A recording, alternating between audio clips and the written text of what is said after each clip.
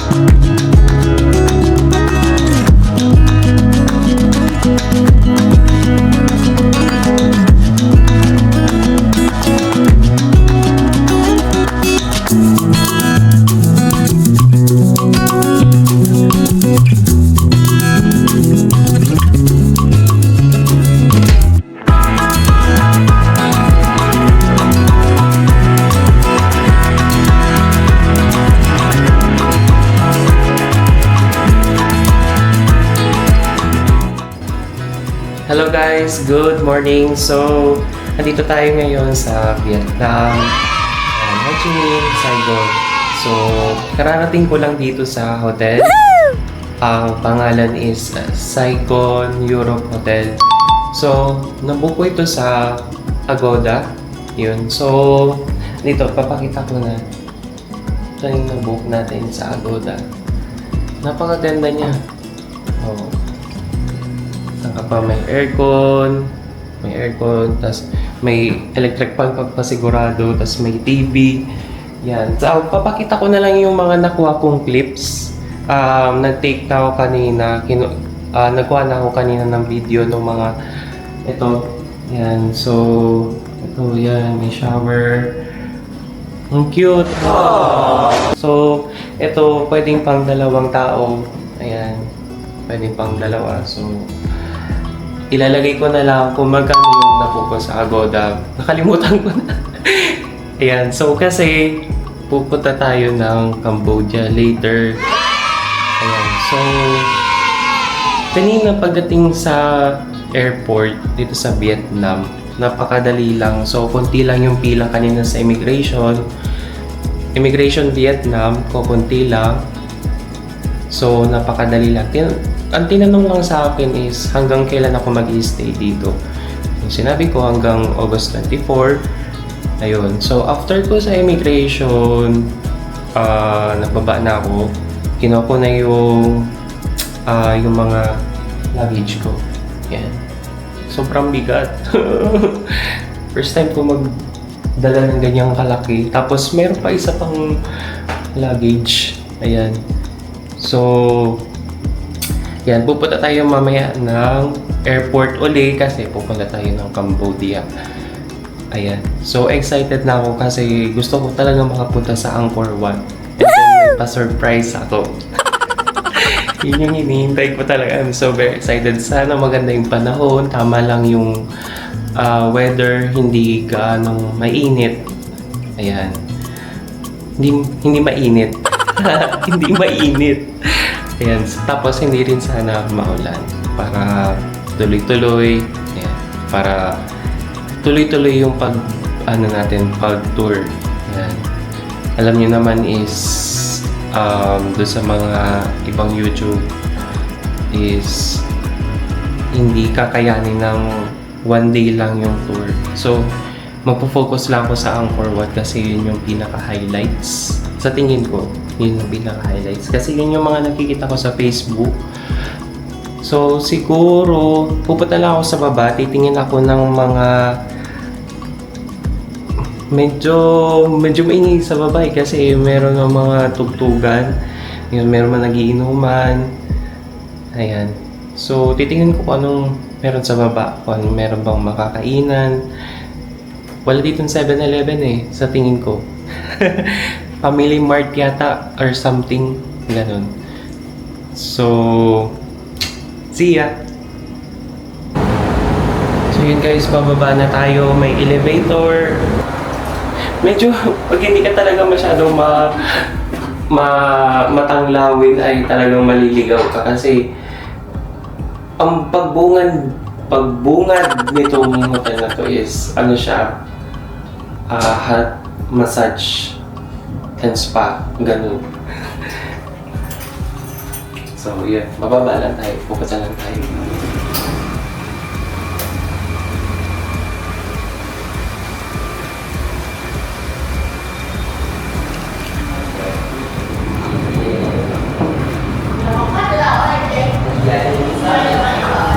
So yun guys, pababa tayo.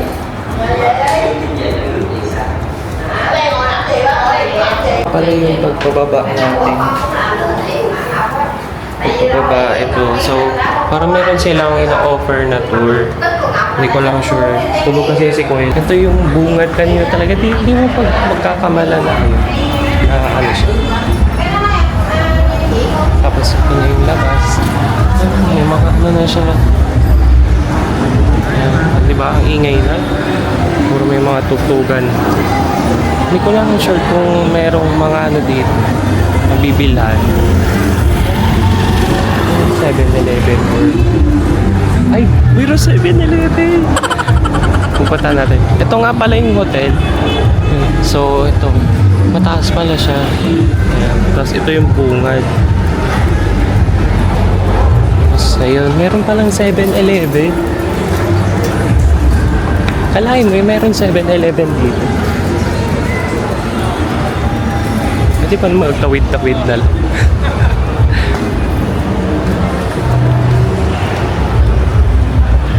Yes, may 7-Eleven. Pasok lang tayo guys sa 7-Eleven.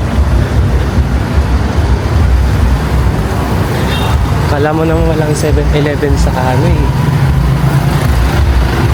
automatic door. So yung cute, maraming pagkain.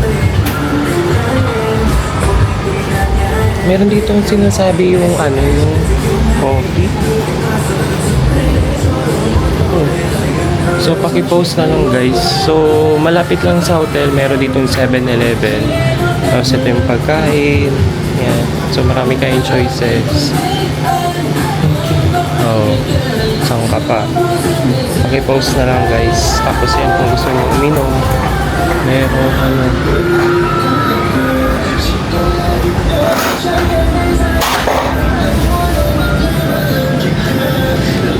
meron silang makatry nga. Intermelo. May soy milk. May soy milk.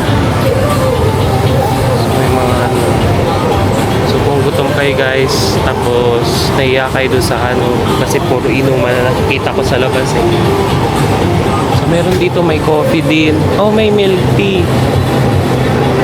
Thai Lotus milk tea. Thai Lotus milk tea. Tapos meron iba pa dito. Red milk tea. Tapos meron dito pang mix. Ang dami. May fruits tea.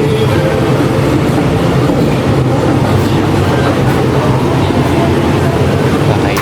So wala ako dito. May jelly. Saan ngayon, magsa 7-Eleven muna tayo kasi madaling araw na. Tapos bukas, tatry natin kung anong mga open dito. Ayan. So guys, pakipost na lang kung dito may pansit kanto. Pansit kanto na pa din. Mga cup noodles. Ayan. So may mga beer din dito kung gusto niyo na magsimula.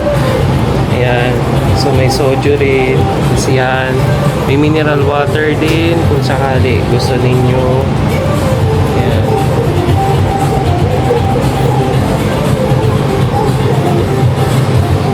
Tapos kung meron kayong mga nakalimutan, meron din dito silang Colgate or shampoo, Rejoice, Colgate. Yan. Ay, naku, mga copyright na naman tayo dito. Yung nagtutugtog. Okay. May Nescafe din. Nescafe.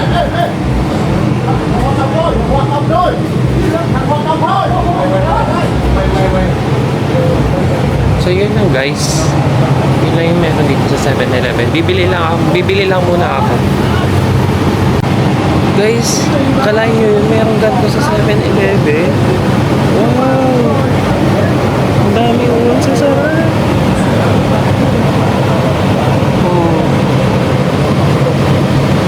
Tapos meron pang fruits na. Sa Manila, nagtanong ako ng ganito. Pa sila diba, magkano yan? 37,000. Mga ganito rin sila. Pag-post na lang.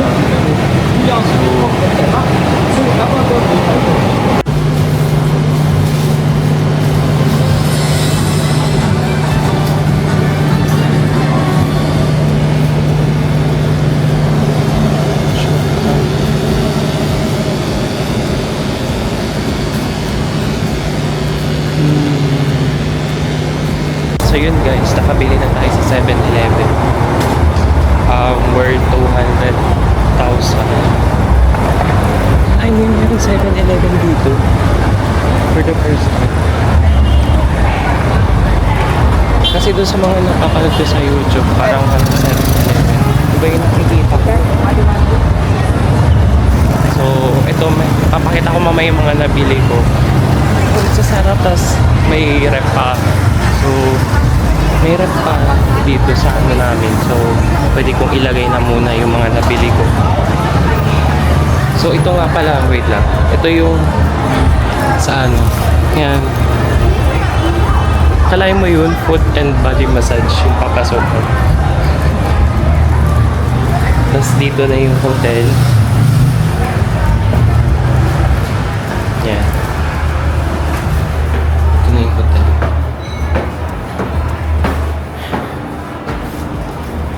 So, sa pangalawa, ang una at pangalawang akyat walang elevator.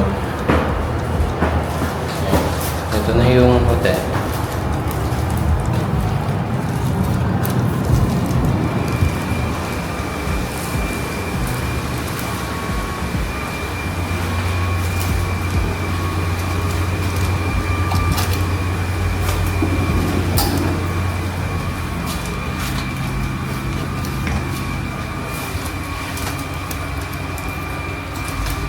So, hindi ko na ginising si Kuya kasi tulog yun.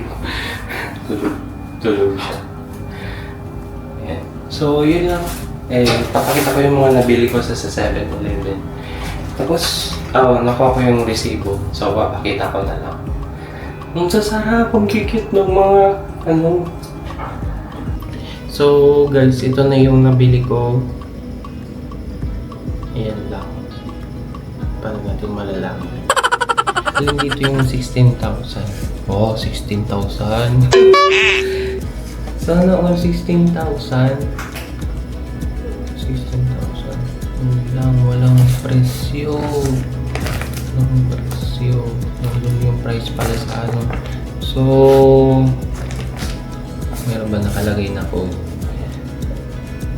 Kung ay SOWA.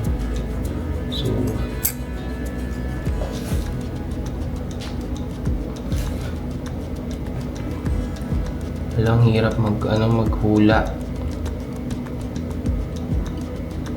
Ito. So, yung mga madadali na lang ang babanggitin ko. So, ito, tiramisu. Tiramisu. Yan. For only 22,000. Ayan. Tiramisu. Ang sarap oh. Then, ito, banmousse. Banmousse. Kung may banh mi, may banmousse. Ito ay 31,000. Ayan o, ang sarap niya oh. Sa personal talagang makikitan kayo, talagang mapapabili kayo. Tingnan mo. Oh, square siya. Tapos, Okani. Ito yung tubig, 1.5 liters. Ano na siya, 24,000. And then, yung cheese. Ano yung cheesecake dito? Yung cheesecake, ang gusto ko talagang tikman. Cute oh, fluffy. Oh. Ano kaya yun dito? 130 grams. 100 grams. 100 grams. Sunlip. Ito na yata yun. So, 47,000. 47,000. Ito, 47,000. Kayo na guys, bahala mag-convert. So, meron na tayong tiramisu. Ito, meron na. So, ang wala na lang tayo ay ito. Ban crepe. Ito yata. Okay. Ito. 16,000. Ang cute nito. Ang cute. Strawberry yogurt. Favorite. Tapos, ito pala yung... Ito, 16,000 pala yung yogurt. Tapos, ito na yung 25... Hindi ko alam kung 25 o 26,000.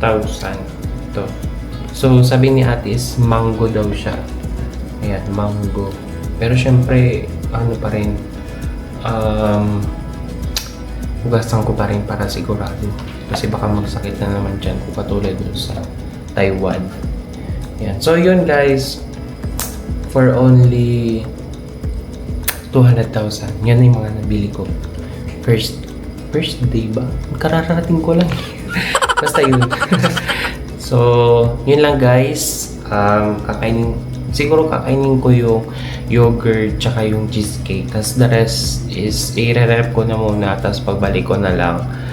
Ayan. So, balikan ko na lang kayo mamaya guys pagising ko ulit. Kasi magpapahinga ako. Kasi kwento ko nga pala, nangyari kanina sa immigration. Sa Philippines. Sobrang tagal. So, parang mag-almost 3 hours yung pila sa sobrang haba ng pila. Kumbaga, parang 1.5 sa immigration, tapos 1.5 dun sa inspection luggage. Yung pagkatapos mo sa immigration. So, parang doon naubos yung energy ko. Kasi sobrang init, tapos wala man lang nag-a-assist. Alam mo yun. Meron, titingin lang, tapos wala na din. Alam mo yun. Tapos yung mga foreigner, di alam po saan pupunta. Kundi pa i-assist nung nasa unahan ko si kuya. Bawat punta talaga ng mga foreigner, talagang ina-assist niya. Tapos biniro namin ni ate na, paano yung kuya, susweldohan niya. Mag-part-time ka na dito. Ayan. So, yun nga, sa immigration, mahabang pila, tapos dun sa inspection luggage or bag, pagkatapos na immigration. Tapos, ang tinanong nga lang pala sa akin sa Immigration Officer Philippines ay saan ako nag-work, tapos for vacation ba, tapos kailan ang balik, tapos konsolo lang ako. Hindi ako hiningan ng mga documents, pero prepare ko pa rin. May ganayong sigurado kasi hinahangaba ng pila, tapos yun nga pala pinakamalaga, huwag niyong kakalimutan yung e-travel. Kasi yung iba, pinabalik yun. So, bago kayo magpila talagang, or habang nakapila kayo fill up na kayo ng e-travel. Naglipat na naman. From gate 109, naglipat na naman tayo sa dati, sa favorite nating 105, yung sa pinakadulo. So, talagang doon talaga tayo napapapunta. Pero, okay lang. Ayan. So, medyo delay nga lang pala kanina yung flight. Kasi, sa air traffic yata parang ganun or something. Hindi ko masyado kaya medyo natagalan. So, yun lang guys. Medyo napahaba na yung iba is kwento ko na lang mamaya pagising ko ulit. So, kakain na ako, magpapahinga, toothbrush, tapos sleep, tapos yan, balikan ko kayo. Good morning guys. Dito tayo ngayon sa Pangalas. Try tayo. Matingin-tingin tayo ng pwedeng makain ng breakfast. Hindi pa masyadong... Sorry guys kasi ito pa yung suot ko kanina. Airport.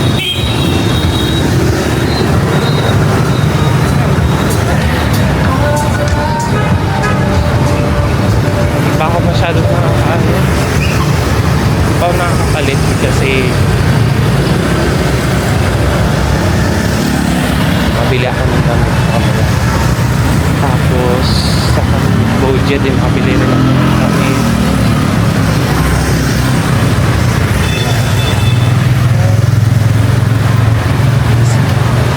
Meron yung 7-Eleven. Marami dito yung 7-Eleven.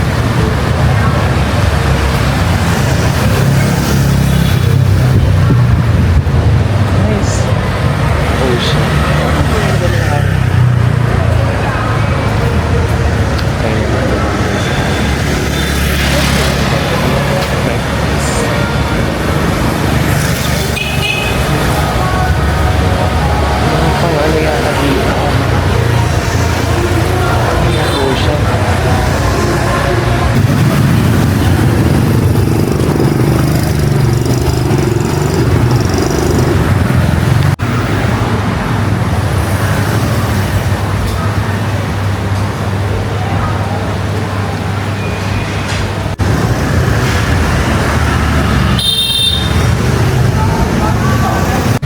So yun guys, andito tayo sa Hong Kong, China.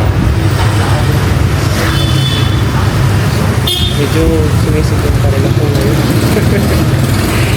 Pa rin ako makapag. Tapos, gabi medyo 7 pa lang, 7 AM pero medyo mainit. Ako na din sa Pinas. So, pig-try ko yung best seller nila sa 56,000 BNB.